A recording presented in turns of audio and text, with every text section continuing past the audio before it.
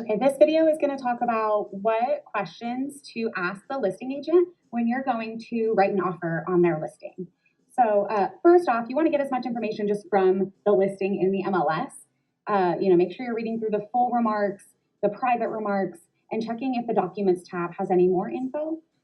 Sometimes on a listing, they'll have like offer information in that documents tab or maybe a list of upgrades. And so check all of that first so that you're not calling them to ask questions that you already have access to that information.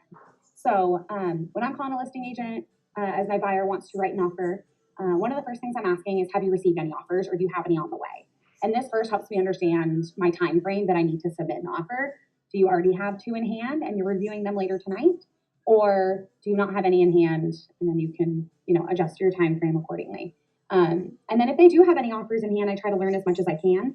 Sometimes they'll share, sometimes they won't. And there's some strategy behind that either way. So often, if they do have several offers in hand, I'm often asking, would this price point be competitive at this point? Questions like that, to where if they won't, say the exact purchase price of the offer, which they don't need to, trying to get an understanding of maybe how high my buyer might need to go to compete. So, and then I'm asking, other than purchase price, what is important to the seller? Why is that important to them? This is usually like a time frame, like, hey, they're moving across the state, or they're moving across country, so they might need a little time in the home after closing, or like, they need their funds to get to another property ASAP. They want to close as fast as possible. So learning, other than purchase price, what is important to your seller. And then this is kind of a last detail, but if they have a title pre-opened, I like to know who they had that title work started with. That doesn't necessarily mean you always need to use that person, but it's good information to know. And typically, as long as it's a reputable title company, we'll often, go that route. Especially if you're competing, you want every little detail to bounce in your favor. So, closing date, when are the sellers wanting to move?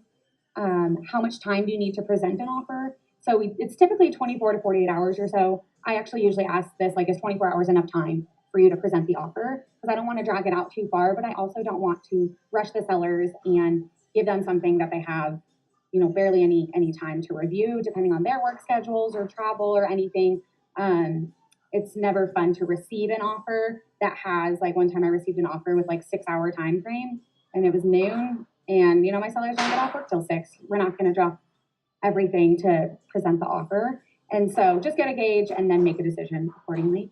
I do ask if the seller's real property disclosure is available. If it's not already in the documents, it's usually not. But I ask, is there anything on there that might be concerning? The answer is usually no. They wouldn't want to say, even if there was sometimes. But and then sometimes I'm also reading the room, like if they're pretty sure and not wanting to give a lot of info, I'll adjust accordingly. But then I'm asking if they know the age of the furnace, roof, water heater, AC, furnace, roof, and water heater, just because those are going to be those major functions that can cost a lot to repair. So if they know, that's just helpful information. And then is there anything else that we could do to help our offer stand out? So this just kind of also helps you, get to know the listing agent too. And I found these questions can help you craft an offer that's at least going to win or compete, especially in a multiple offer situation.